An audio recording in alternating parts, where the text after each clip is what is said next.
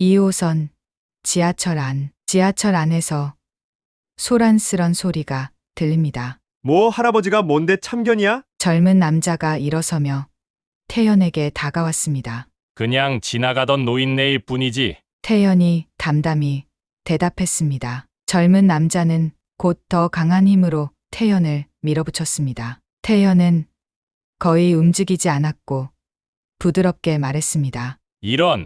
이런 젊은이가 화가 너무 많구먼. 그의 손가락이 젊은 남자의 손목 위 특정 지점을 살짝 누르면서 말이죠.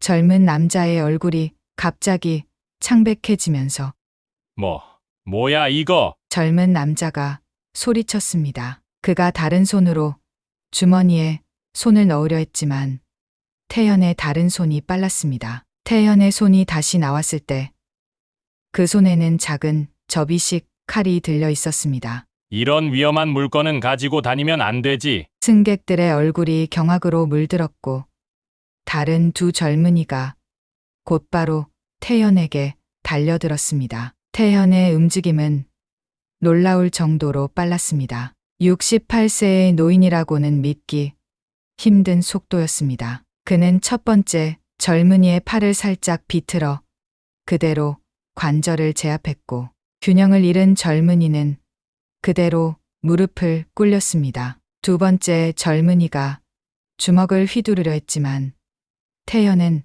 마치 물 흐르듯 그 공격을 피했고 상대의 팔을 잡아 그대로 몸을 틀었습니다. 젊은이는 자신도 모르게 태연의 힘에 이끌려 첫 번째 친구 위에 겹쳐 넘어졌습니다. 모든 일이 3초도 채 걸리지 않았습니다. 이 사람의 정체는 무엇일까요? 오후 3시 24분 2호선 지하철 안 태연은 창밖으로 스쳐 지나가는 풍경을 무심히 바라보았습니다. 68세의 노인이라고 하기엔 여전히 단단한 체격과 날카로운 눈빛을 가진 그였지만 오늘은 특별히 더 허름한 모습으로 위장하고 있었습니다. 낡은 베이지색 점퍼와 구겨진 모자, 그리고 오래된 가방은 그저 평범한 노인의 모습으로 위장하기에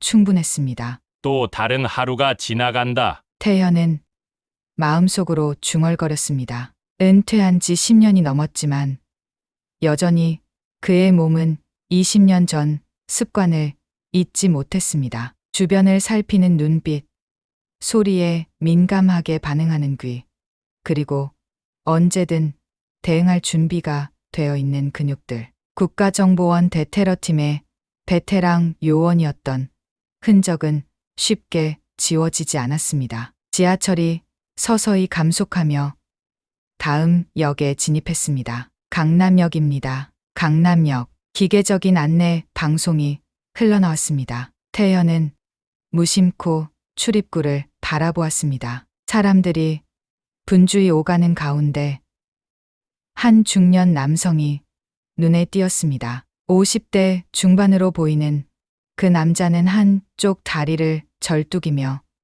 지하철에 올라탔습니다. 단정한 셔츠에 정장 바지를 입은 모습이 전문직 종사자로 보였습니다. 그의 얼굴에는 피로와 통증이 뒤섞인 표정이 역력했습니다. 중년 남성은 노약 좌석을 찾아 천천히 움직였습니다. 태연은 무의식적으로 그의 걸음걸이를 분석했습니다. 오른쪽 다리 부상.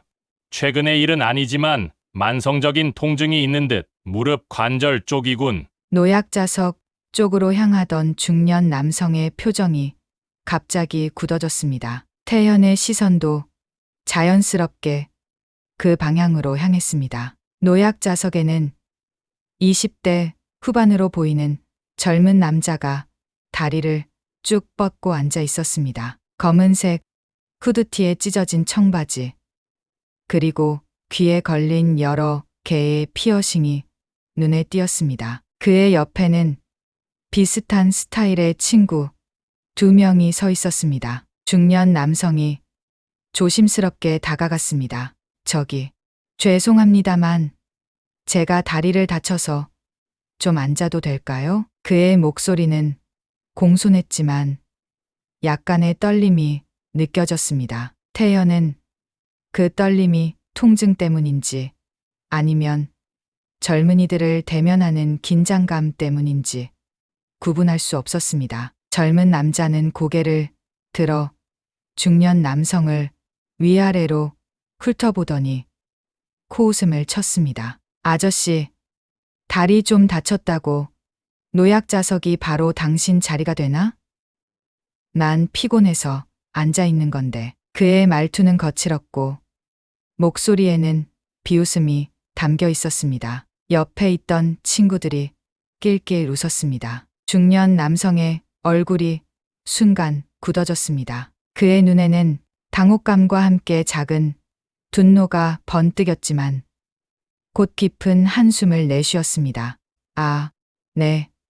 죄송합니다. 그가 몸을 돌리려는 순간 젊은 남자 중 한 명이 일부러 어깨를 부딪혔습니다. 균형을 잃은 중년 남성은 절뚝이던 다리에 체중이 실리면서 얼굴을 찡그렸습니다. 그의 손에 들고 있던 서류 가방이 바닥에 떨어졌고 몇 장의 서류가 흩어졌습니다. 어이, 조심해서 다니시지. 젊은 남자가 짜증스럽게 말했습니다. 중년 남성은 아무 말 없이 무릎을 꿇고 흩어진 서류를 주워 담기 시작했습니다. 그의 손이 미세하게 떨리고 있었습니다. 태연의 가슴 속에서 무언가가 뜨겁게 타오르기 시작했습니다. 20년간 참아왔던 감정들이 갑자기 튀어나오려 했습니다. 그는 자리에서 천천히 일어났습니다. 개입하지 말자. 더 이상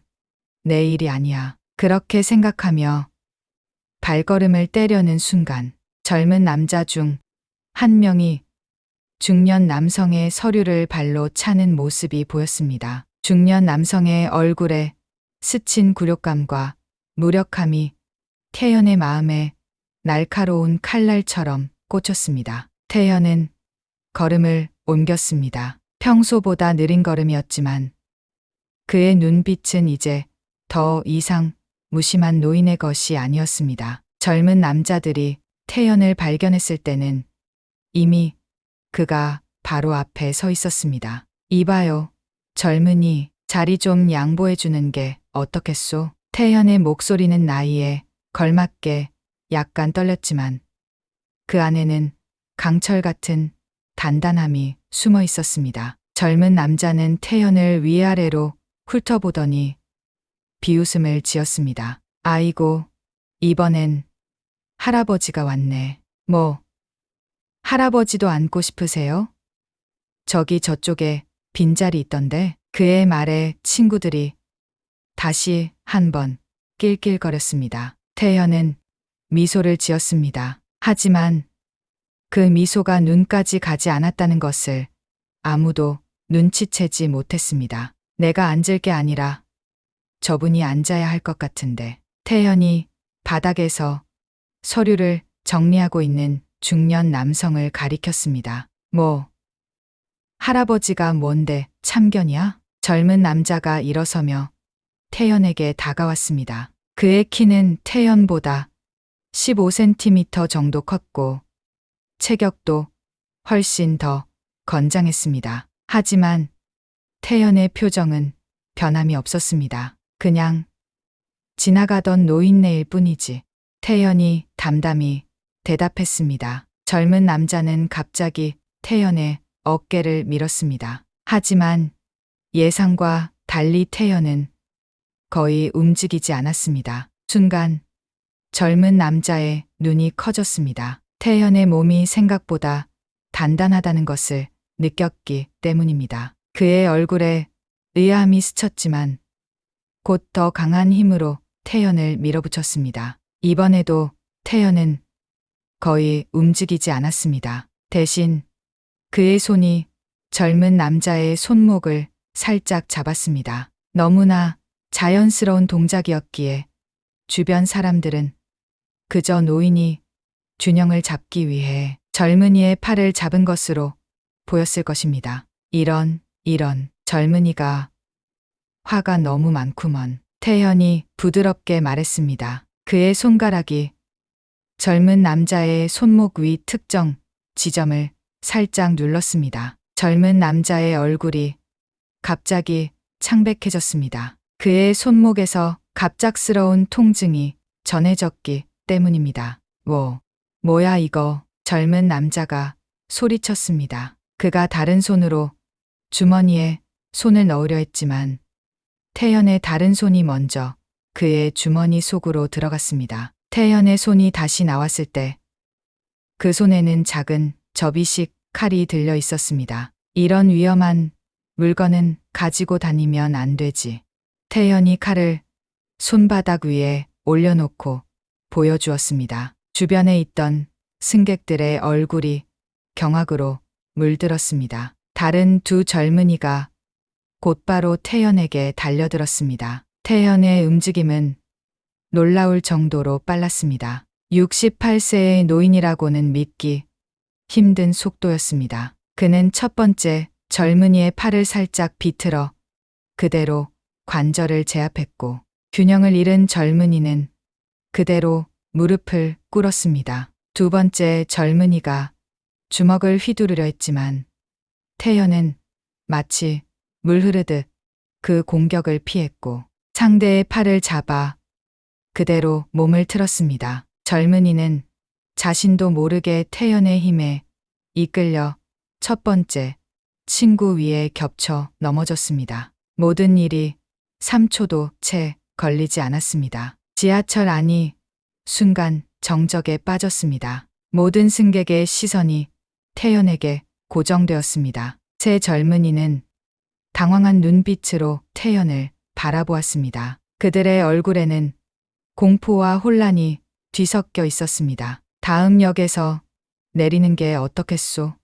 젊은이들. 태연의 목소리는 여전히 부드러웠지만 그 안에 담긴 권위는 누구도 거역할 수 없는 것이었습니다. 젊은이들은 마치 약속이라도 한 듯 고개를 끄덕였습니다. 지하철이 다음 역에 도착했고 세 젊은이는 서둘러 내렸습니다. 그들의 뒷모습에는 패배감과 두려움이 가득했습니다. 지하철 안의 승객들은 여전히 놀란 표정이었지만 일부는 안도의 미소를 짓기 시작했습니다. 태연은 아무 일도 없었다는 듯 노약 좌석으로 걸어가 중년 남성에게 손을 내밀었습니다. 괜찮으십니까? 중년 남성은 태연의 도움을 받아 천천히 일어났습니다. 그의 눈에는 놀라움과 감사함이 동시에 담겨 있었습니다. 감사합니다. 정말 놀라운 실력이었어요. 중년 남성이 태연의 손을 꼭 잡으며 말했습니다. 태연은 그저 미소로 답했습니다. 앉으시지요. 태연이 노약 좌석을 가리켰습니다. 중년 남성은 고마움의 표정으로 자리에 앉았습니다. 태연은 그 옆에 함께 앉았습니다. 임지호라고 합니다. 세브란스 병원 응급의학과 교수예요. 중년 남성이 자기소개를 했습니다. 태연은 순간 망설였습니다. 오랫동안 자신의 신분을 숨겨온 그에게 이름을 말하는 것조차 쉽지 않은 일이었습니다. 하지만 무언가가 그를 밀어붙였습니다. 강태연입니다. 그냥 은퇴한 평범한 노인이죠. 지호는 태연의 말에 살짝 웃었습니다. 평범하진 않으신 것 같은데요. 그런 무술은 어디서 배우신 거예요? 태연은 쉽게 대답을 찾지 못했습니다. 그의 마음속에서는 경계심과 솔직해지고 싶은 마음이 충돌했습니다. 젊었을 때 군대에서 조금 배웠을 뿐입니다. 태연이 마침내 대답했습니다. 반은 맞고 반은 틀린 말이었습니다. 지호가 고개를 끄덕였습니다. 그의 눈빛은 태연의 말을 모두 믿지는 않는다는 것을 보여주었지만 더 이상 캐묻지는 않았습니다. 어디까지 가세요? 지호가 화제를 바꾸었습니다. 홍제역에서 내립니다. 태연이 대답했습니다. 아, 저도 홍제역이에요. 홍제동에 살고 계신가요? 지호의 목소리에 놀라움이 묻어났습니다. 네. 홍제동 푸른 아파트 근처에 살고 있습니다. 정말요? 저도 그 근처 숲속 아파트에 살고 있어요. 이런 우연이 다 있네요. 지호의 얼굴에 밝은 미소가 번졌습니다. 그의 눈빛이 갑자기 진지해졌습니다. 사실 제가 20년 전부터 찾고 있는 사람이 있어요. 태현의 심장이 순간 빠르게 뛰기 시작했습니다. 그는 침착함을 유지하려 노력했습니다. 20년 전이요? 네. 2004년 서울역 폭발 사고 때 저와 제 가족을 구해준 남자예요. 지호의 목소리가 감정으로 약간 떨렸습니다. 태현의 왼손이 무의식적으로 주먹을 꽉 쥐었습니다. 그의 왼손 등에 있는 번개 모양 흉터가 욱신거렸습니다. 그분을 찾으시는 이유가 있으신가요? 태현이 최대한 담담하게 물었습니다. 감사 인사를 드리고 싶어서요. 그분 덕분에 제 가족이 살았거든요. 저는 그때 의대생이었는데 그 일을 계기로 응급의학과 의사가 되기로 결심했어요. 그분을 만나 제 인생에 얼마나 큰 영향을 주셨는지 말씀드리고 싶어요. 지호의 눈에는 진심 어린 감사함이 담겨 있었습니다. 태현은 갑자기 목이 메었습니다.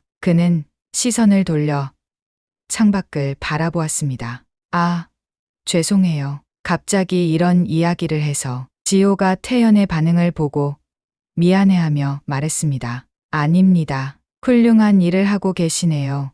의사 선생님. 태연이 마음을 추스르고 대답했습니다. 다음 역은 홍제역입니다. 홍제역. 안내 방송이 흘러나왔습니다. 두 사람은 함께 일어났습니다. 지호가 절뚝이는 모습을 보고 태연이 그의 팔을 잡아주었습니다. 함께 가시죠. 두 사람은 나란히 지하철에서 내렸습니다. 플랫폼을 걷는 동안 태연은 자신도 모르게 주변을 살폈습니다. 오랜 습관이었습니다. 그때 그의 예리한 눈이 플랫폼 끝에 서 있는 한 남자를 포착했습니다. 그건 지하철에서 내린 젊은 불량배 중 한 명이었습니다. 그는 모자를 깊게 눌러쓰고 태연과 지호를 주시하고 있었고 전화 통화를 하는 듯 했습니다. 태연의 등줄기로 차가운 기운이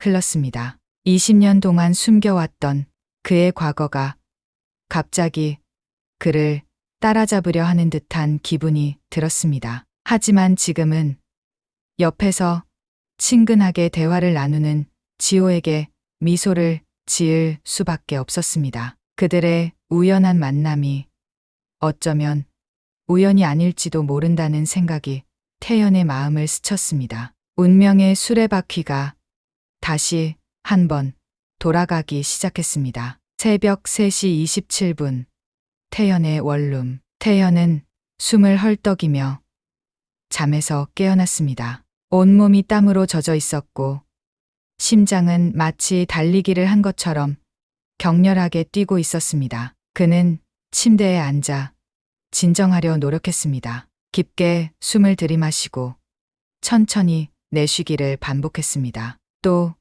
그 악몽이었습니다. 서울역, 폭발, 비명, 그리고 파트너 현우의 마지막 표정. 또 왔구나. 태연은 중얼거렸습니다. 20년이 지났지만 그 악몽은 마치 어제 일처럼 선명했습니다. 특히 지난 며칠간은 더 자주 찾아왔습니다. 지하철에서 임지호를 만난 이후 과거의 기억이 더 강하게 그를 찾아오는 듯했습니다. 태연은 천천히 침대에서 일어나 작은 부엌으로 향했습니다. 차가운 물 한 잔을 마시고 창문 앞으로 걸어갔습니다. 홍제동의 조용한 새벽 풍경이 창밖으로 펼쳐져 있었습니다. 아직 어둠에 잠긴 거리, 간간히 켜진 가로등, 그리고 멀리 보이는 도시의 불빛들. 태연은 왼손을 들어 올려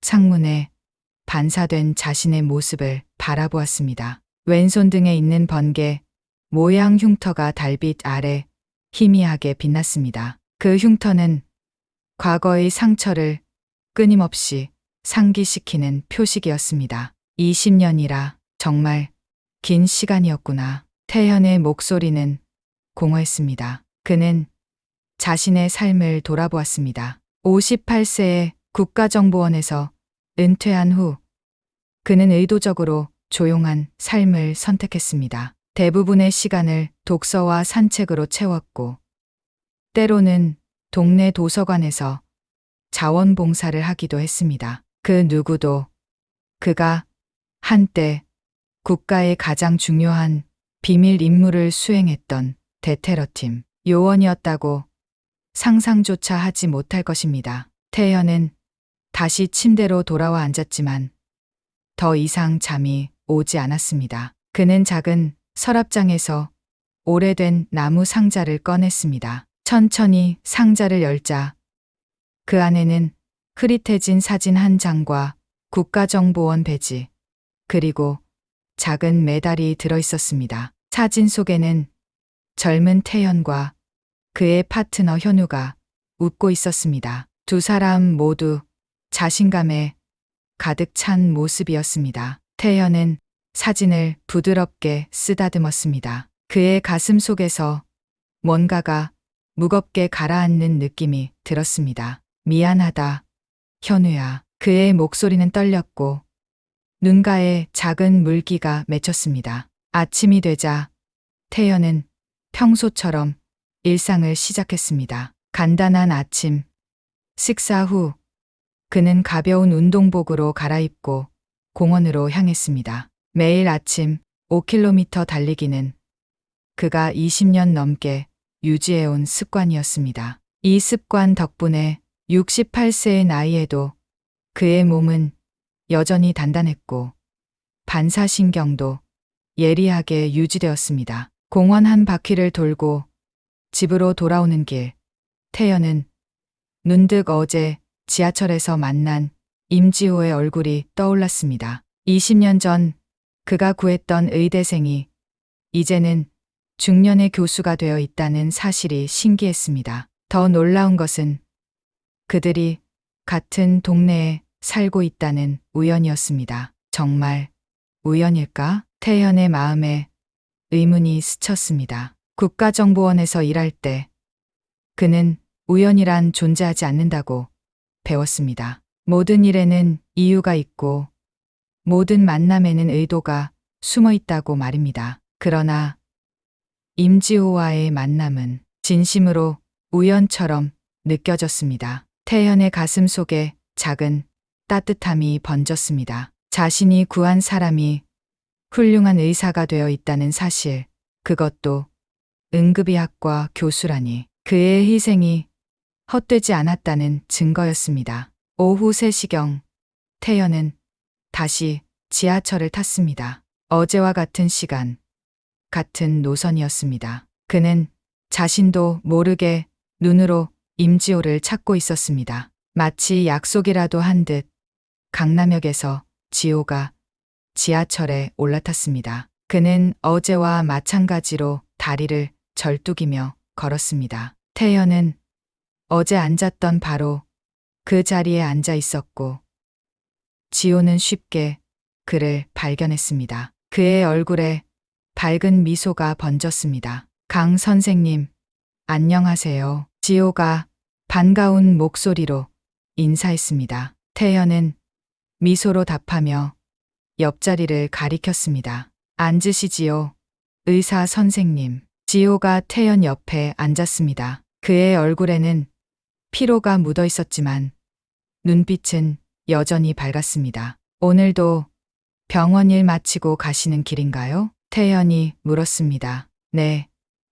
오늘은 특히 바빴어요. 대형 교통사고가 있어서 응급실이 정신없었거든요. 지호의 목소리에 피로감이 묻어났습니다. 그는 잠시 한숨을 내쉬더니 이내 표정을 밝게 바꾸었습니다. 그래도 다행히 모든 환자를 안정시킬 수 있었어요. 생명을 구하는 일은 항상 보람차죠. 태연은 고개를 끄덕였습니다. 그 역시 생명을 구하는 일을 해왔지만 방식이 달랐을 뿐입니다. 한 사람씩 구하는 의사와 달리 그는 테러를 막음으로써 수백, 수천 명의 생명을 한꺼번에 구했습니다. 하지만 아무도 그의 공로를 알지 못했죠. 그것이 국가정보원 요원의 운명이었습니다. 선생님은 오늘도 같은 시간에 지하철을 타시네요. 지호가 말했습니다. 네. 저는 매일 이맘때쯤 도서관에 들렀다가 집으로 돌아가는 길입니다. 태연이 대답했습니다. 반은 사실이고 반은 거짓이었습니다. 그는 실제로 도서관에 자주 갔지만 오늘은 단지 지호를 다시 만나기 위해 이 시간에 지하철을 탔을 뿐이었습니다. 참, 어제 말씀드렸던 서울역 폭발 사고 기억하세요? 지호가 조심스럽게 물었습니다. 태연의 심장이 빠르게 뛰기 시작했지만 그는 표정을 담담하게 유지했습니다. 아, 그 이야기요. 네, 기억합니다. 저는 그 사고 이후로 계속 그 분을 찾고 있어요. 경찰에도 물어봤고 국가정보원에도 문의했지만 아무도 정보를 주지 않더라고요. 지호의 목소리에 답답함이 묻어났습니다. 태연은 그 이유를 알고 있었습니다. 그 사건은 국가 기밀로 분류되어 있었고 관련된 요원들의 신원은 철저히 보호되고 있었습니다. 아마 국가 보안 문제가 있었겠지요. 태연이 조심스럽게 말했습니다. 네, 그럴 거예요. 하지만 그저 감사 인사만이라도 전하고 싶은데 지호의 말에 태연의 마음이 아려왔습니다. 그는 말을 돌리고 싶었습니다. 그나저나 다리는 좀 어떠세요? 많이 아프신가요? 지호는 잠시 놀란 듯했지만 이내 미소를 지었습니다. 아, 이건 사실 그 폭발 사고 때 다친 거예요. 파편이 다리에 박혔었거든요. 수술은 성공적이었지만 몇몇 신경이 손상되어서 평생 이렇게 살아야 해요. 태현의 가슴이 무겁게 가라앉았습니다. 그가 지호를 구했지만 완전히 보호하지는 못했던 것입니다. 그의 왼손이 무의식적으로 주먹을 쥐었습니다. 하지만 전혀 후회하지 않아요. 이 다리 덕분에 제가 환자들의 아픔을 더 깊이 이해할 수 있게 되었거든요. 지호의 말에 태연은 깊은 감동을 느꼈습니다. 그의 긍정적인 태도와 삶을 바라보는 방식이 존경스러웠습니다. 두 사람의 대화는 자연스럽게 이어졌습니다. 지호는 의학에 관한 이야기를, 태연은 최근 읽은 책에 관한 이야기를 나누었습니다. 그들 사이에 묘한 편안함이 흘렀습니다. 마치 오랜 친구처럼 느껴졌습니다. 홍제역에 도착하자 두 사람은 함께 지하철에서 내렸습니다. 역을 나와 아파트 방향으로 걸으면서도 대화는 계속되었습니다. 이번 주말에 시간 되세요? 우리 집에서 저녁 식사라도 함께 해요. 지호가 갑자기 제안했습니다. 태연은 잠시 망설였습니다. 그는 20년간 가능한 한 사람들과의 깊은 관계를 피해왔습니다. 국가정보원 요원으로서의 습관이었습니다. 하지만 지호의 따뜻한 미소를 보며 그의 마음이 조금씩 녹아내리는 것을 느꼈습니다. 괜찮을까요? 제가 갑자기 찾아가도 물론이죠. 제 아내도 새로운 친구를 만나면 좋아할 거예요. 우리 딸은 지금 유학 중이라 없지만 태연은 잠시 생각하다가 고개를 끄덕였습니다. 그럼 감사히 초대에 응할게요. 그들이 헤어지기 전 지호는 자신의 명함을 태연에게 건넸습니다. 태연은 그것을 받아 주머니에 넣었습니다. 토요일 저녁 7시에 뵐게요. 지호가 밝게 웃으며 말했습니다. 태연도 미소로 답했습니다. 집으로 돌아가는 길. 태연은 오랜만에 마음이 따뜻해지는 것을 느꼈습니다. 새로운 친구, 아니 어쩌면 그 이상의 의미를 가진 사람을 만난 것 같았습니다. 그는 지호의 명함을 꺼내 다시 한번 바라보았습니다. 그때 그의 휴대폰이 울렸습니다. 화면에 표시된 이름은 이준호였습니다. 태연의 옛 동료이자 현재 국가정보원에서 일하고 있는 사람이었습니다. 태연은 의아한 표정으로 전화를 받았습니다. 여보세요, 태연 형. 오랜만입니다. 준호의 목소리는 긴박했습니다. 태연은 곧바로 무언가 심각한 일이 있음을 직감했습니다. 무슨 일이야? 준호? 조심하셔야 합니다. 새벽의 칼날 조직의 잔당들이 형을 찾고 있어요. 태연의 몸이 순간 얼어붙었습니다. 새벽의 칼날은 20년 전 서울역 폭발 테러를 일으킨 조직이었습니다. 그들의 주요 멤버들은 모두 체포되었지만 주모자 한 명이 도주했었습니다. 그들이 어떻게 나를 찾았지? 내 신원은 보호되어 있는 거 아니었어? 태연의 목소리가 긴장으로 약간 떨렸습니다. 아직 확실하진 않습니다. 하지만 최근 그들의 활동이 감지되었고 형의 이름이 언급되었어요. 몇몇 감시 카메라에 수상한 인물들이 포착되었습니다. 그들이 형을 감시하고 있는 것 같아요. 태연의 머릿속에 어제 지하철에서 봤던 불량배들의 모습이 스쳤습니다. 그들이 단순한 불량배가 아니었던 걸까요?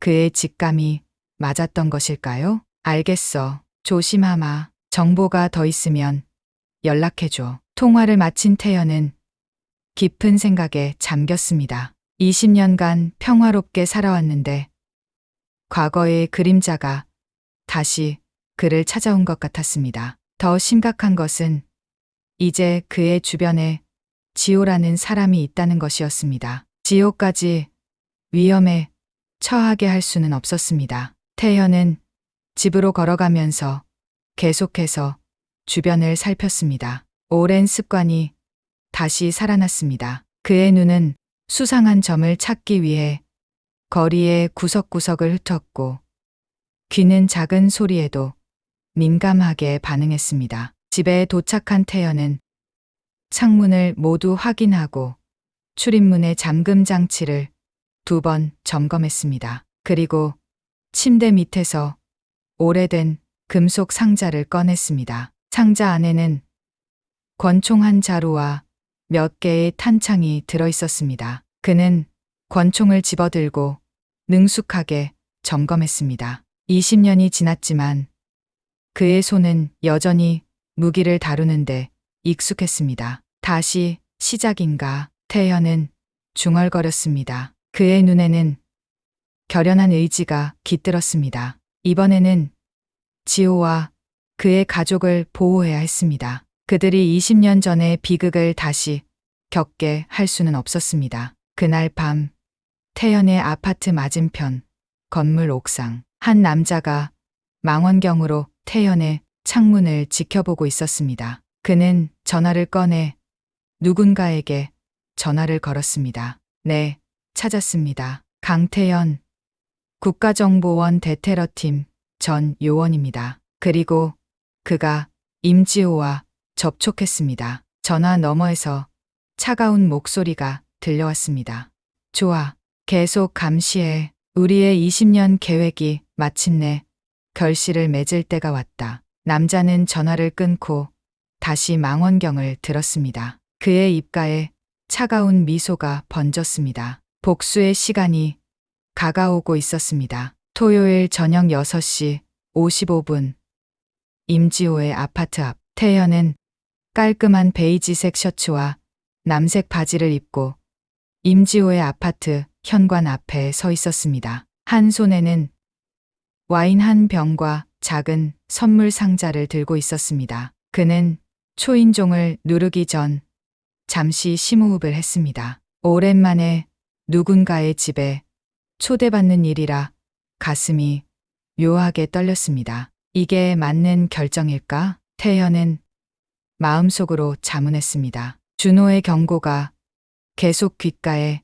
맴돌았습니다. 새벽의 칼날 조직이 자신을 노리고 있다면 지호와 가까워지는 것은 그를 위험에 빠뜨릴 수도 있었습니다. 하지만 이미 약속을 했고 무엇보다 태현은 지호를 더 알고 싶었습니다. 20년 전 자신이 구했던 의대생이 어떤 삶을 살아왔는지, 어떤 사람이 되었는지 궁금했습니다. 태현은 마침내 초인종을 눌렀습니다. 문이 열리고 지호가 환한 미소로 그를 맞이했습니다. 강 선생님, 어서 오세요.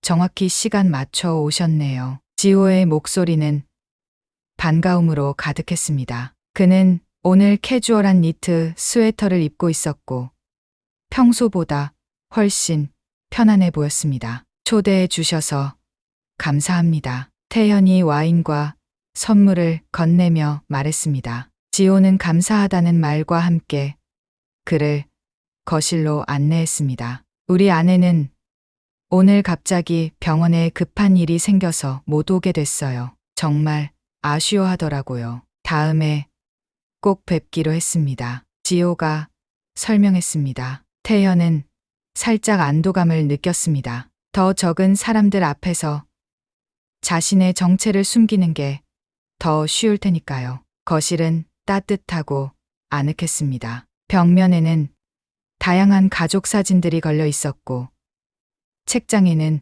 의학 서적과 함께 다양한 장르의 책들이 빼곡히 꽂혀 있었습니다. 태연은 자연스럽게 벽에 걸린 사진들로 시선을 옮겼습니다. 아, 저희 가족 사진들이에요. 구경하실래요? 지호가 다가와 말했습니다. 그는 태연을 안내하며 하나씩 설명해 주기 시작했습니다. 이건 제 딸 수연이 대학 입학했을 때 찍은 사진이고, 여기는 아내와 함께 제주도 여행 갔을 때. 태연은 미소를 지으며 사진들을 바라보았습니다. 지호의 행복한 가족 모습이 마음을 따뜻하게 했습니다. 그러다 문득 한 사진 앞에서 태연의 발걸음이 멈췄습니다. 그것은 오래된 사진이었습니다. 20년도 더 지난 것 같았습니다. 젊은 지호와 그의 부모로 보이는 중년 부부가 서울역 앞에서 환하게 웃고 있었습니다. 태연의 심장이 갑자기 빠르게 뛰기 시작했습니다. 그 사진은 폭발 사고 바로 직전에 찍힌 것이 분명했습니다. 이 사진 언제 찍으신 건가요? 태연이 목소리를 가능한 한 평온하게 유지하며 물었습니다. 아, 그거요? 2004년 5월 17일이에요. 서울역 폭발 사고가 있었던 바로 그날 찍은 사진이죠. 지호의 목소리가 갑자기 조금 가라앉았습니다. 그날 저는 의대 시험을 마치고 부모님을 만났어요. 부모님께서 제가 시험 잘 봤다고 축하해 주시러 오셨거든요. 사진 찍고 나서 불과 10분 후에 폭발이 일어났어요. 지호의 눈에 슬픔이 스쳤습니다. 태연은 그 사진을 자세히 들여다보았습니다. 사진 속 배경에서 그는 자신의 모습을 찾으려 했습니다. 하지만 그는 그 시간에 이미 폭발물을 발견하고 대피 작업을 지시하고 있었을 테니 사진에 나올 리가 없었습니다. 이 사진은 정말 소중하겠네요. 태연이 진심 어린 목소리로 말했습니다.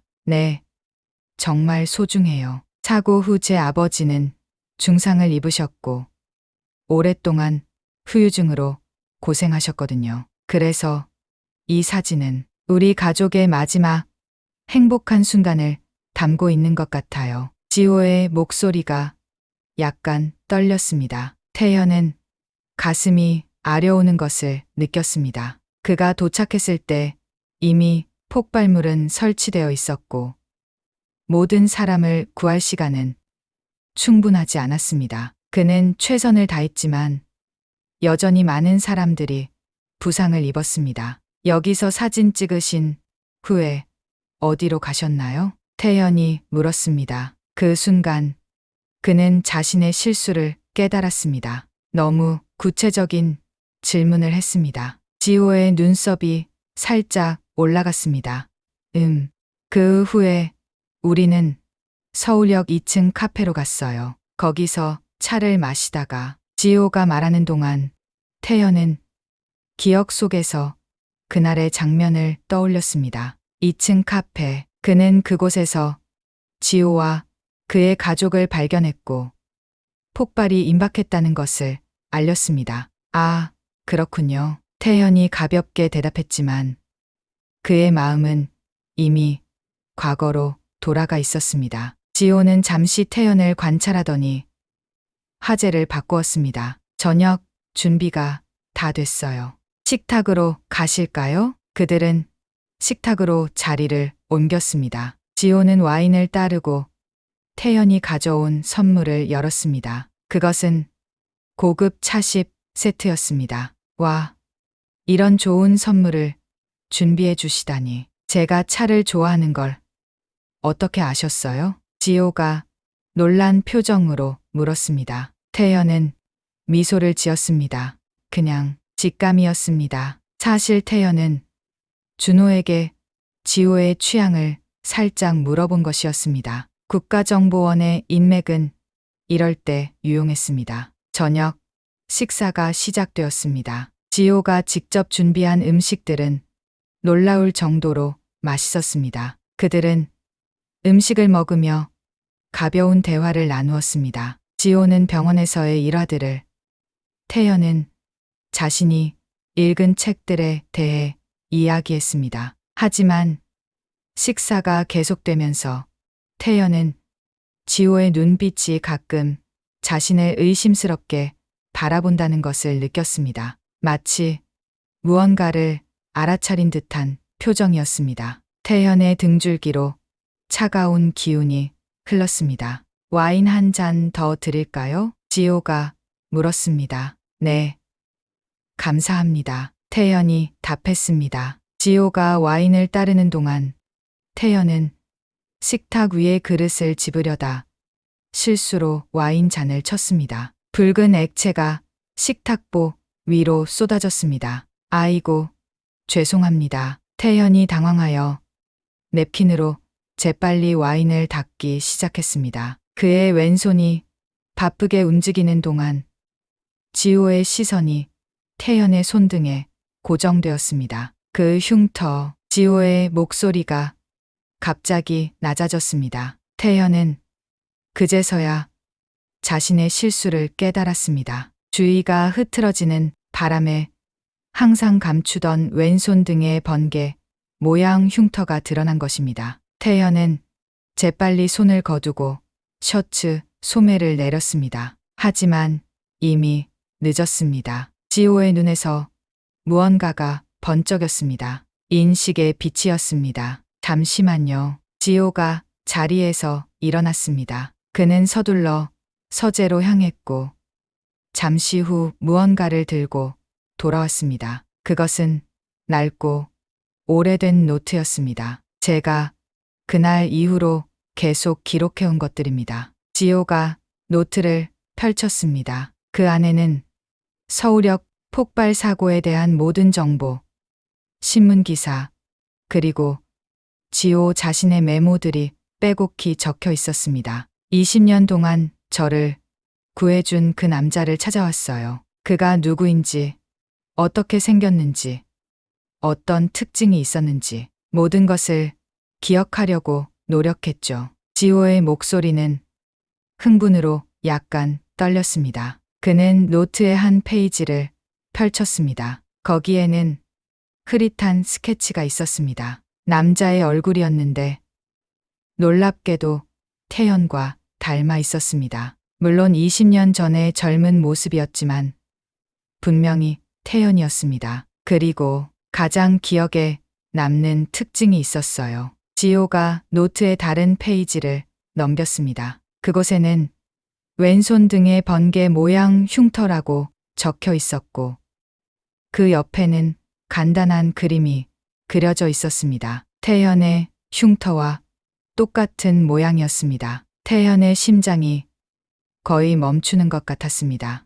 20년 동안 완벽하게 유지해온 비밀이 이렇게 무너지는 순간이었습니다. 그는 아무 말도 할 수 없었습니다. 지호는 다시 자리에서 일어나 서랍장으로 향했습니다. 그리고 작은 상자를 꺼내 태연 앞에 놓았습니다. 상자를 열자 그 안에는 국가정보원 대테러팀의 배지가 들어 있었습니다. 제 아버지가 병원에 계실 때 어느 날 경찰관이 찾아왔어요. 그는 아버지에게 이것을 전해주고 갔죠. 폭발 현장에서 발견된 거라고 했습니다. 아버지는 이게 저희를 구해준 그 남자의 것이라고 확신하셨어요. 지호의 눈에 눈물이 고이기 시작했습니다. 당신이 맞죠?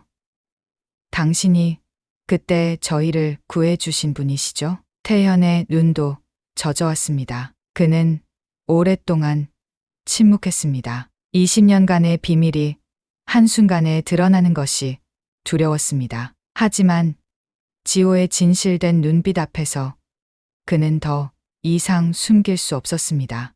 예, 그때 그 사람이 저입니다. 태연의 목소리가 떨렸습니다. 그의 안에서 무언가가 무너지는 동시에 또 다른 무언가가 자라나는 것 같은 기분이었습니다. 지호의 얼굴에 눈물이 흘러내렸습니다. 그는 천천히 태연에게 다가가 그의 손을 꼭 잡았습니다. 20년이 지나서야 드디어 감사 인사를 드릴 수 있게 되었네요. 지호의 목소리는 감정으로 가득했습니다. 태연도 눈물을 참지 못했습니다. 왜 이제야 나타나셨어요?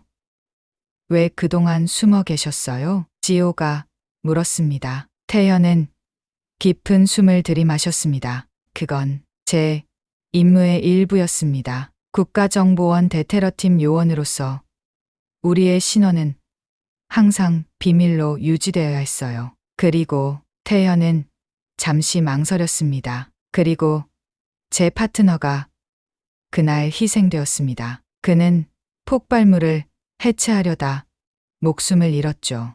저는 그를 구하지 못했습니다. 그 죄책감이 저를 계속 따라다녔어요. 태연의 목소리가 떨렸습니다. 20년간 누구에게도 털어놓지 못했던 감정들이 한꺼번에 쏟아져 나왔습니다. 하지만 당신은 수많은 사람들의 목숨을 구했어요. 제 가족을 구했죠.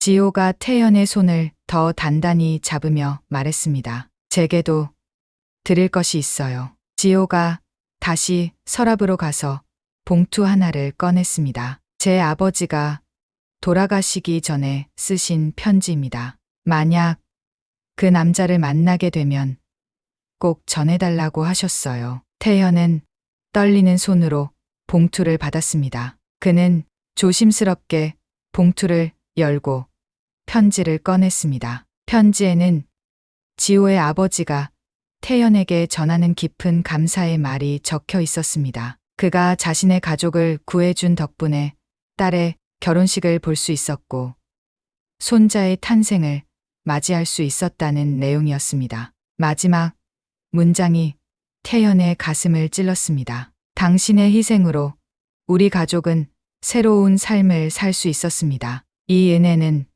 평생 잊지 않겠습니다. 태연의 눈에서 눈물이 흘러내렸습니다. 그의 희생이, 그의 파트너 현우의 희생이 헛되지 않았다는 것을 확인하는 순간이었습니다. 그가 20년간 짊어진 무게가 조금씩 가벼워지는 것 같았습니다. 정말 감사합니다. 태연이 목이 메어 말했습니다. 지호는 미소를 지으며 고개를 저었습니다. 제가 감사드려야죠.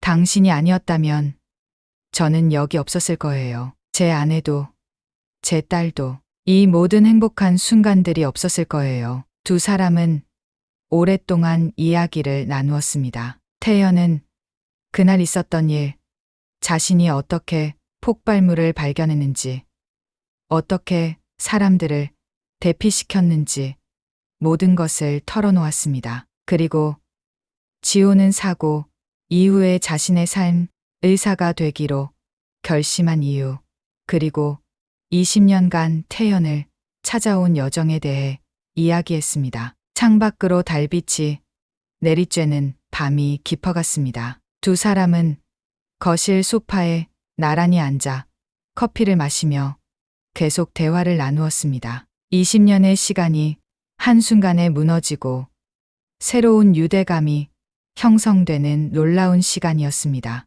그때 태연의 눈이 창밖으로 향했습니다. 그는 순간 굳어졌습니다. 반대편 건물의 어두운 창가에 인형이 보였기 때문입니다. 누군가가 그들을 지켜보고 있었습니다. 태연은 즉시 경계 태세로 돌아갔습니다. 준호의 경고가 다시 한번 그의 머릿속을 스쳤습니다. 새벽의 칼날 조직. 그들이 이미 이곳까지 왔단 말인가? 무슨 일 있으세요? 지호가 태연의 표정 변화를 알아차리고 물었습니다. 태연은 잠시 망설였습니다. 이제 진실을 모두 털어놓을 때가 온 것 같았습니다. 지호 선생, 솔직히 말씀드려야 할 것 같습니다. 제가 당신에게 위험을 가져올 수도 있어요. 태연의 목소리는 진지했습니다. 무슨 말씀이세요? 서울역 폭발 사고를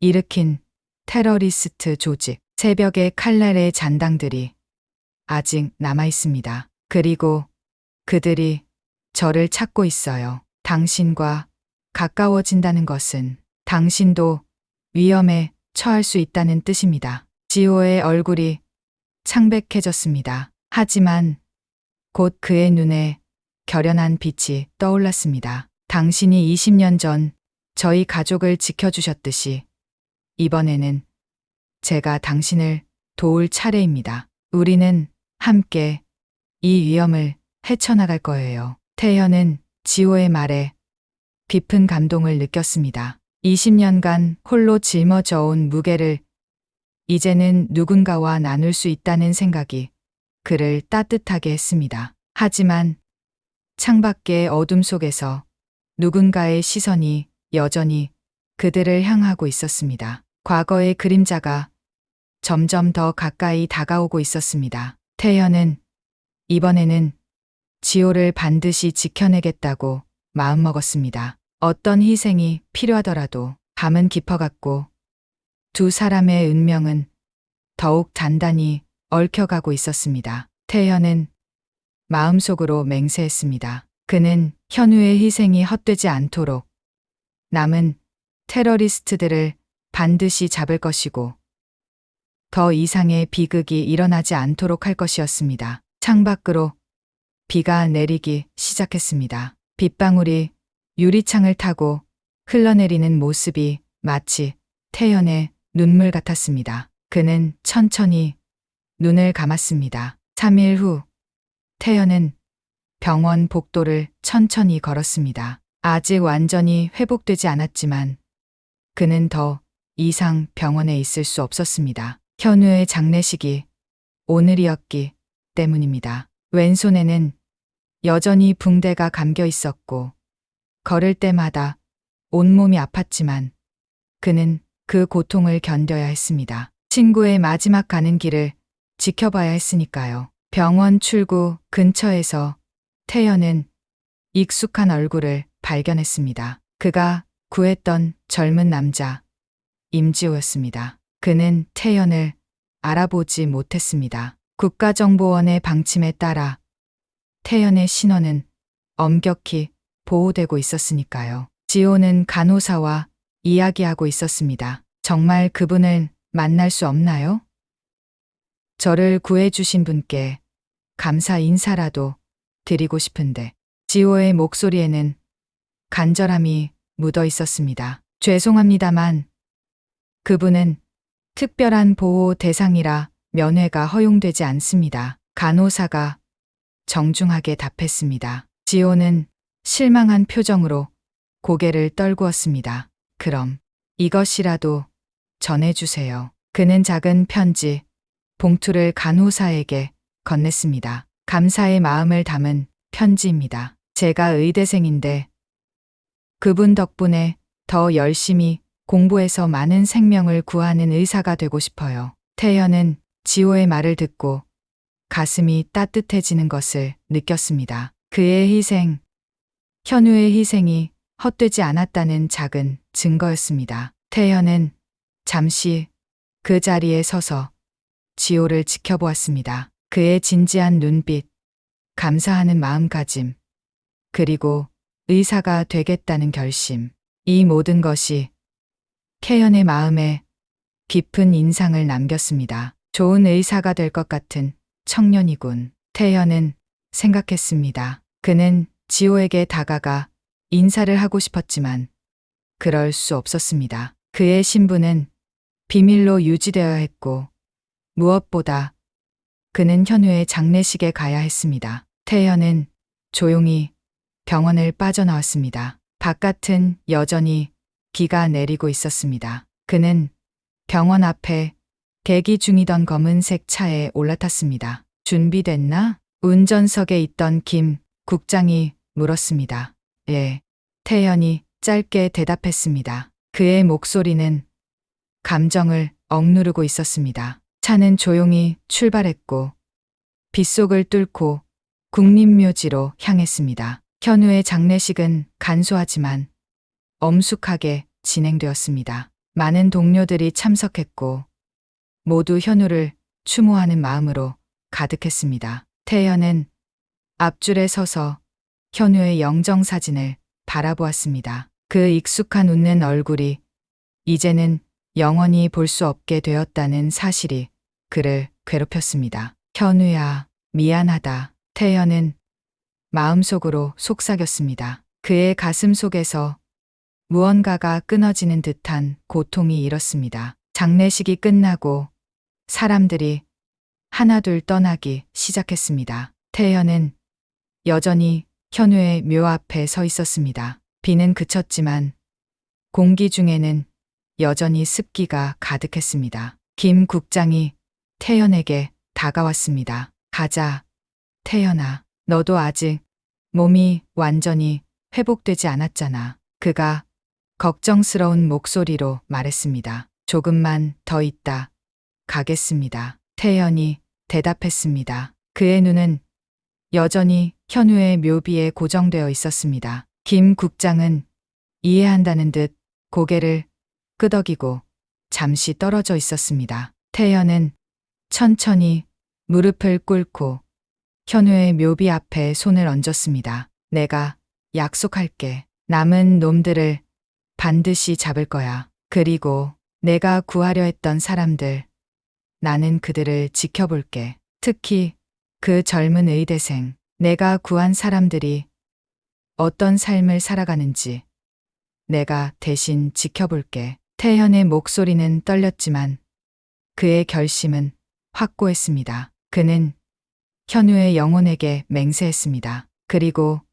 그 맹세는 20년이 지난 지금까지도 그의 마음속에 깊이 새겨져 있었습니다. 잠시 후 태연은 천천히 일어나 마지막으로 현우의 묘비를 바라보았습니다. 안녕, 친구야. 그는 마지막 인사를 건넸습니다. 그리고 돌아서서 김 국장에게 걸어갔습니다. 테러리스트들에 대한 정보는 어떻게 됐습니까? 태연이 물었습니다. 그의 눈빛은 이제 결연함으로 가득했습니다. 대부분 체포됐어. 하지만 주모자인 장석호는 아직 도주 중이야. 국제 공조를 통해 수사 중이지만 쉽지 않아. 김 국장이 대답했습니다. 제가 직접 그 사건을 맡겠습니다. 태연이 단호하게 말했습니다. 아니, 넌 아직 회복이 필요해. 게다가 이번 일은 너에게 너무 개인적이야. 김 국장이 걱정스러운 표정으로 말했습니다. 그렇기 때문에 제가 해야 합니다. 현우를 위해, 그리고 그날 다친 모든 사람들을 위해서. 태연의 목소리에는 흔들림이 없었습니다. 그의 왼손이 무의식적으로 주먹을 쥐었고 붕대 아래의 상처가 욱신거렸습니다. 김 국장은 잠시 태연을 바라보다가 깊은 한숨을 내쉬었습니다. 알았어. 하지만 무리하지 마. 그리고 복수심으로 일하는 건 금물이야. 우리는 법을 지키는 사람들이니까. 태연은 고개를 끄덕였습니다. 하지만 그의 마음 깊은 곳에서는 복수의 불꽃이 타오르고 있었습니다. 그들은 함께 차에 올랐고 비에 젖은 도로를 따라 서울 시내로 돌아왔습니다. 차창 밖으로 보이는 서울의 풍경은 평소와 다름없이 바쁘고 활기찼습니다. 하지만 태연의 세계는 이제 완전히 달라져 있었습니다. 그날 이후 태연은 새벽에 칼날 조직의 잔당들을 추적하는데 모든 시간과 에너지를 쏟았습니다. 그는 1년 만에 대부분의 조직원들을 체포하는 데 성공했지만 주모자인 장석훈은 끝내 잡지 못했습니다. 장석훈은 마치 유령처럼 국경을 넘나들며 그들의 추적을 따돌렸습니다. 그리고 5년 후 갑자기 모든 단서가 끊겼습니다. 장석훈은 완전히 레이더에서 사라졌고 국가정보원은 결국 사건을 미제로 남겨둘 수밖에 없었습니다. 하지만 태연은 포기하지 않았습니다. 그는 공식적으로는 다른 임무를 수행하면서도 틈틈이 장석훈의 흔적을 찾아다녔습니다. 그리고 동시에 그는 약속을 지켰습니다. 임지호의 삶을 멀리서 지켜본 것입니다. 태연은 지호가 의대를 우수한 성적으로 졸업하고 인턴과 레지던트 과정을 거쳐 응급의학과 전문의가 되는 과정을 조용히 지켜보았습니다. 그는 지호가 여러 생명을 구하는 뉴스 기사를 볼 때마다 뿌듯함을 느꼈습니다. 현우의 희생이 헛되지 않았다는 증거였으니까요. 태연은 결코 지호에게 직접 접근하지 않았습니다. 그것이 그와 지호 모두를 위한 최선이라고 생각했기 때문입니다. 하지만 운명은 때로 예상치 못한 방향으로 흘러가기 마련입니다. 20년이 지난 지금 태연과 지호는 다시 만났습니다. 그리고 이번에는 과거의 비밀이 모두 드러났습니다. 이것이 그들의 새로운 시작이 될까요? 아니면 또 다른 비극의 시작일까요? 태연은 알 수 없었습니다. 하지만 한 가지 확실한 것은 그는 이번에야말로 지호와 그의 가족을 지킬 것이라는 결심이었습니다. 어떤 희생이 필요하더라도. 비가 그친 하늘에 누지개가 떠올랐습니다. 마치 현우가 저 세상에서 태연을 응원하는 것 같았습니다. 지켜볼게, 친구야. 내가 약속을 지키는지. 태연은 마음속으로 중얼거렸습니다. 그리고 앞으로 나아갔습니다. 새로운 결심과 함께. 현재 임지호의 아파트.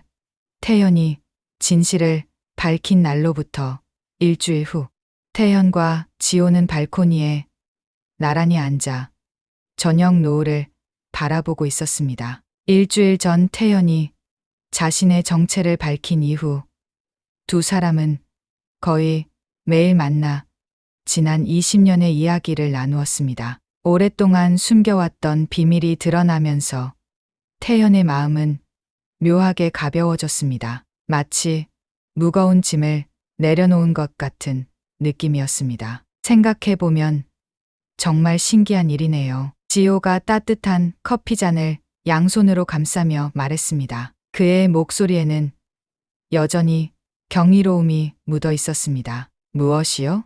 태연이 물었습니다. 우리가 이렇게 다시 만나게 된 거요. 20년 동안 찾아 헤맸는데 정작 만난 건 우연히 같은 지하철을 탔기 때문이라니. 지호의 입가에 부드러운 미소가 번졌습니다. 태연도 미소를 지었습니다. 그러나 그의 미소 뒤에는 여전히 걱정이 숨어 있었습니다. 새벽에 칼날 조직의 잔당들이 자신을 찾고 있다는 준호의 경고가 계속 그의 머릿속을 맴돌았습니다. 지호 선생, 솔직히 말씀드려야 할 것이 있습니다. 태현의 표정이 갑자기 진지해졌습니다. 지호는 그 변화를 눈치채고 똑바로 태연을 바라보았습니다. 선생님께서는 이제 위험할 수 있어요. 제가 새벽에 칼날 조직의 주모자를 끝내 잡지 못했거든요. 제 전 동료에 따르면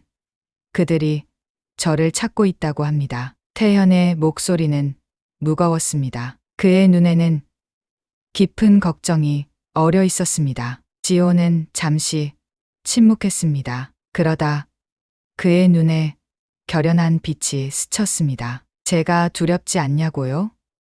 물론 두렵습니다. 하지만 강 선생님, 당신이 20년 전 제 가족을 구해주셨듯이 이번엔 제가 당신 곁에 있겠습니다. 우리가 함께라면 어떤 어려움도 이겨낼 수 있을 거예요. 지호의 말에 태연의 가슴이 따뜻해졌습니다. 그는 오랫동안 혼자였습니다. 현우를 잃은 후 그는 누구도 가까이 하지 않았습니다. 하지만 지금 그의 앞에는 진심으로 그를 걱정하는 사람이 있었습니다. 고맙습니다.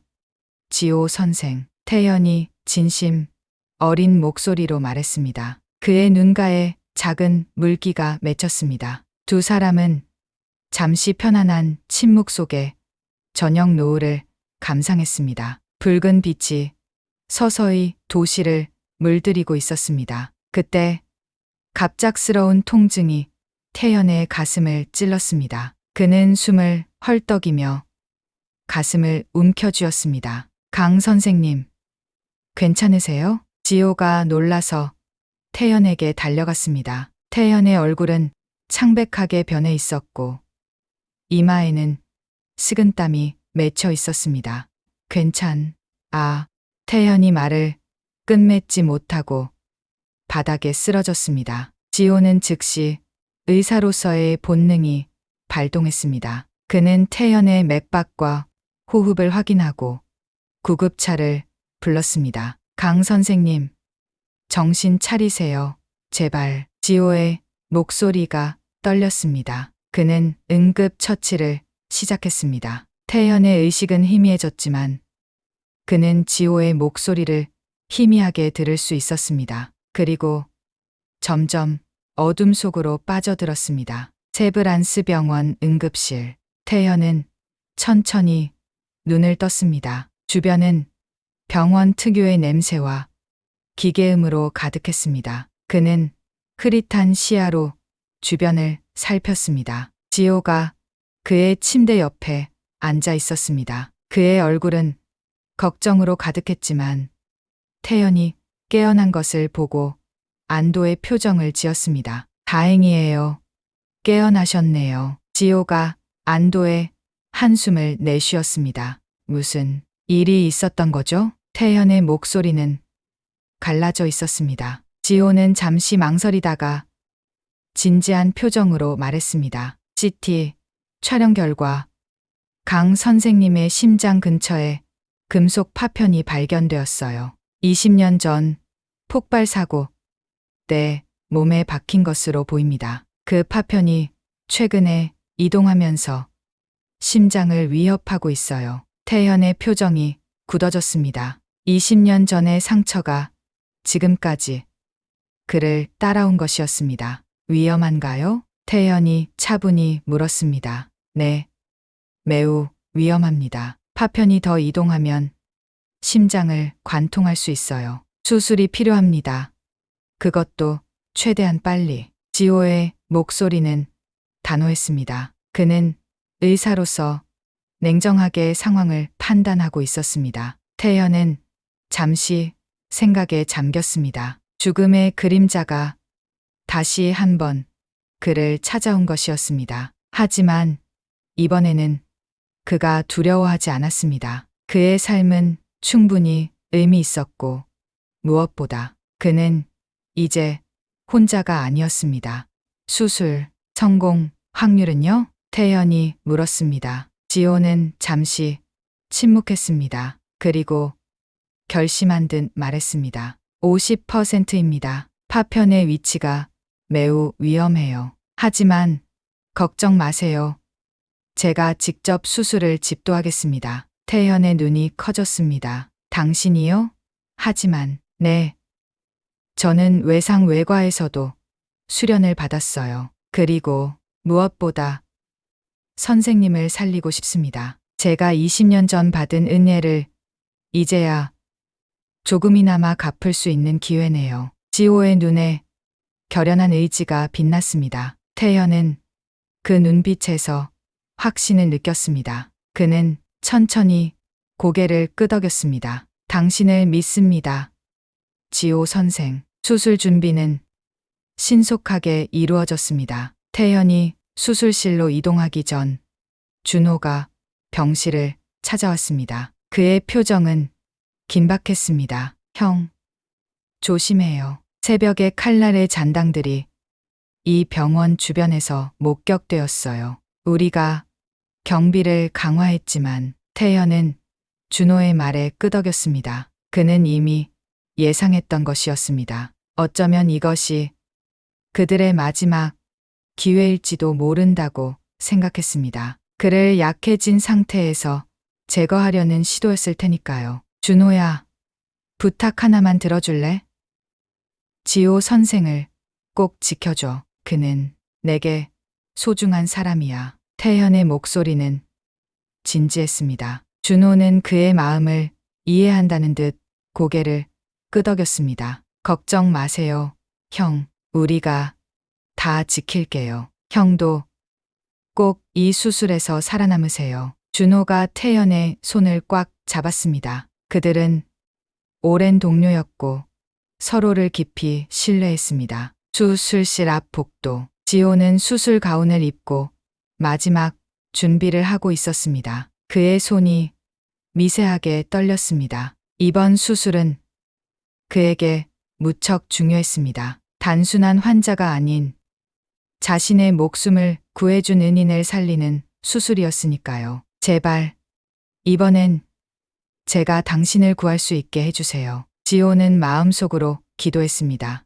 그는 깊게 숨을 들이마시고 수술실로 들어갔습니다. 수술은 예상보다 복잡했습니다. 파편은 심장 근처에 매우 위험한 위치에 있었고 조금만 실수해도 치명적인 결과를 초래할 수 있었습니다. 지호의 이마에는 땀이 흘렀지만 그의 손은 이제 흔들림 없이 안정적이었습니다. BP 떨어집니다. 간호사의 외침이 들렸습니다. 에피네프린 준비. 지호가 명령했습니다. 그는 침착하게 상황을 통제했습니다. 수년간의 경험과 기술이 이 순간을 위해 있었던 것 같았습니다. 수술이 가장 중요한 고비에 이르렀을 때 병원 밖에서 소란이 일어났습니다. 준호와 그의 팀이 병원으로 침입하려던 새벽의 칼날 조직원들과 충돌한 것이었습니다. 총성이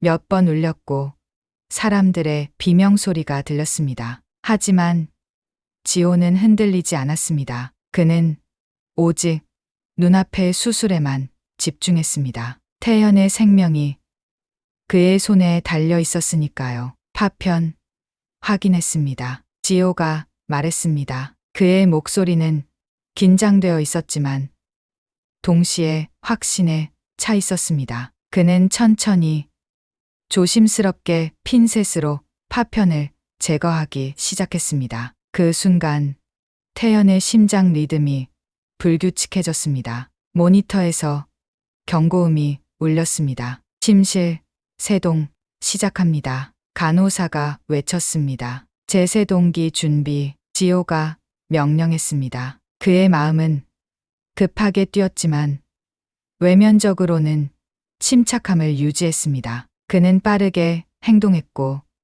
태연의 심장은 다시 정상 리듬을 찾기 시작했습니다. 마침내 지호는 파편을 완전히 제거하는데 성공했습니다. 그것은 작지만 날카로운 금속 조각이었고 20년 동안 태연의 몸 속에 있었던 것이었습니다. 지호는 안도의 한숨을 내쉬었고 남은 수술 과정을 완료했습니다. 수술 성공적으로 끝났습니다. 환자 상태 안정적입니다. 수술실 간호사가 기록했습니다. 지호는 마스크 뒤에서 미소를 지었습니다. 그는 해냈습니다. 태연을 구했습니다. 병원 밖에서는 준호와 그의 팀이 새벽에 칼날 조직원들을 제압하는데 성공했습니다. 총 5명의 조직원이 체포되었고 그 중에는 20년 전 도주했던 주모자 장석훈도 포함되어 있었습니다. 오랜 추적 끝에 마침내 그들은 정의의 심판대 앞에 서게 되었습니다. 태연이 의식을 회복했을 때 지호는 그의 병실에 앉아 있었습니다. 태연이 눈을 뜨자 지호의 얼굴에 밝은 미소가 번졌습니다. 어서 오세요. 우리 세계로. 지호가 따뜻한 목소리로 말했습니다. 수술은 성공했나요? 태연의 목소리는 약했지만 또렷했습니다. 네. 완벽하게 성공했어요. 파편을 모두 제거했고 이제 더 이상 위험하지 않습니다. 지호가 안도의 한숨을 내쉬며 대답했습니다. 태연은 미소를 지었습니다. 그의 마음은 평화로웠습니다. 20년간 그를 괴롭혀온 육체적, 정신적 고통에서 벗어난 것 같은 느낌이었습니다. 그리고 더 좋은 소식이 있어요. 지호가 계속해서 말했습니다. 준호 씨와 그의 팀이 새벽에 칼날 조직원들을 모두 체포했대요. 장석훈도 포함해서요. 태연의 눈이 놀라움으로 커졌습니다. 20년간의 추적이 마침내 끝난 것이었습니다. 그의 가슴에서 무거운 짐 하나가 내려앉는 것 같았습니다. 정말인가요? 태연이 믿기지 않는다는 듯 물었습니다. 네, 모두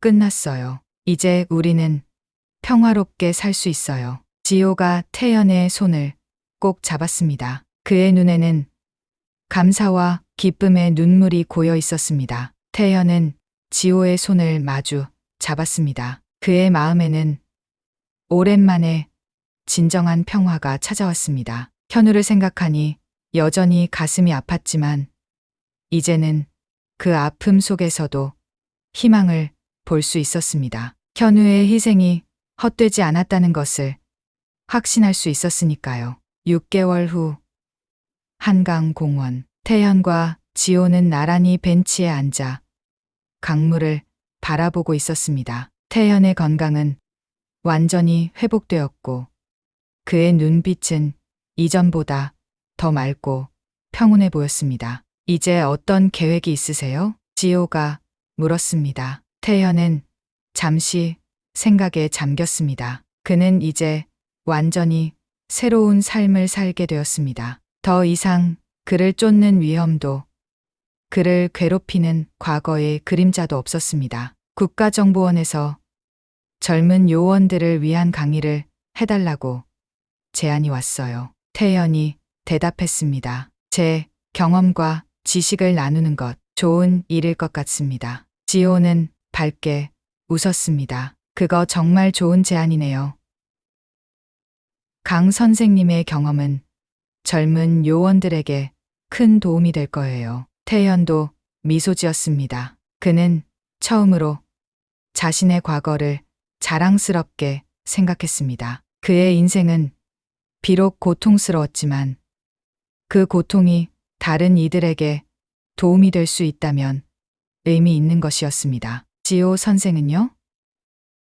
앞으로의 계획이 있나요? 태연이 물었습니다. 지호의 눈이 반짝였습니다. 사실 저는 외상 전문 센터를 설립하려고 해요. 응급 상황에서 더 많은 생명을 구하기 위한 전문 기관이죠. 이미 계획을 세우고 있어요. 태연은 가슴이 뭉클해지는 것을 느꼈습니다. 지호는 자신이 구한 청년에서 이제는 수많은 생명을 구하는 의사가 되었습니다. 이보다 더 큰 보람이 어디 있을까요? 그거 정말 훌륭한 계획이군요. 제가 도울 일이 있으면 언제든 말씀하세요. 태연이 진심 어린 목소리로 말했습니다. 두 사람은 잠시 침묵 속에 서로의 미래를 그려보았습니다. 그들의 삶은 20년 전 그 폭발 사고로 연결되었고,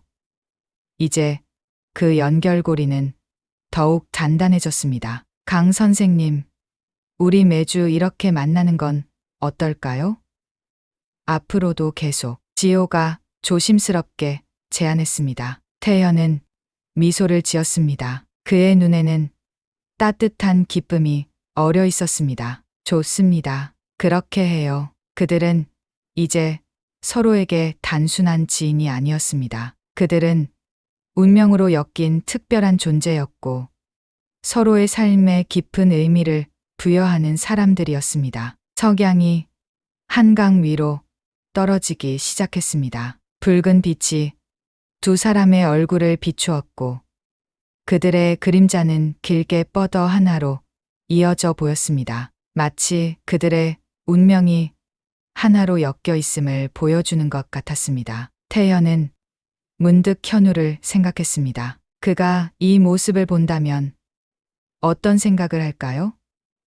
아마도 미소 지으며 자신을 축복해 줄 것입니다. 그리고 태연은 이제야 현우의 희생에 부끄럽지 않은 삶을 살아가고 있다고 느꼈습니다. 가끔은 우연이란 건 없는 것 같아요. 지호가 문득 말했습니다. 그저 우리가 아직 이해하지 못한 필연일 뿐이죠. 태연은 고개를 끄덕였습니다. 그들의 만남, 그들의 인연, 그리고 그들의 미래. 모든 것이 어쩌면 처음부터 정해져 있었는지도 모릅니다. 운명의 연결고리가 그들을 이어준 것이죠. 자, 이제 가볼까요?